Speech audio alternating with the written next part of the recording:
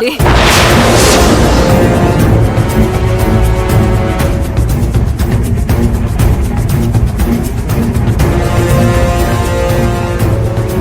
నా దగ్గరకు రావద్దు, నన్ను ముట్టుకోవద్దు.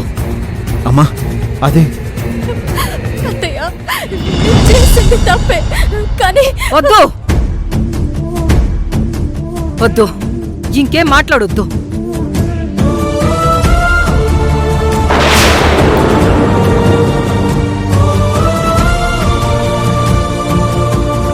ఇరవై 24 గంటలు నాకు టైం ఇవ్వు, మీ అమ్మను బయటకు తీసుకొస్తానని చెప్పాను. అంతవరకు ఎలాంటి నిర్ణయం తీసుకోనని నాకు మాట కూడా ఇచ్చావు. కానీ ఇప్పుడు నువ్వు చేసిందేంటి? నాతో ఒక్క మాటైనా చెప్పకుండా ఆ యమజ దగ్గరకు వెళ్ళి నీకోసం, నీ స్వార్థం కోసం నా ఇంటి పరువుని దాని కాళ్ళ దగ్గర పెట్టేశావు. నీతో పాటు నా కొడుకుని కూడా దాని చేతుల్లో బలి పశువుగా మార్చేశావు. అత్తయ్య ఆ పరిస్థితుల్లో అంతకు మించి మాకు వేరే ఏ దారి కనిపించలేదు. నోర్మోయ్,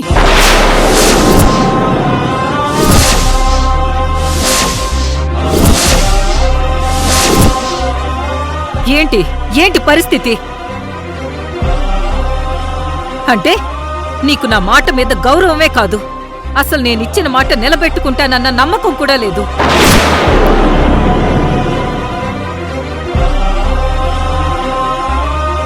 నా విలువ చచ్చిపోయిన చోట నేను చచ్చినట్టే.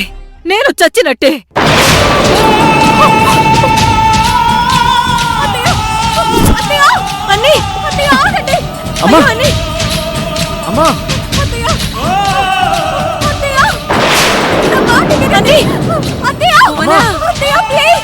అత్తయ్య అమ్మా ఆగమ్మా.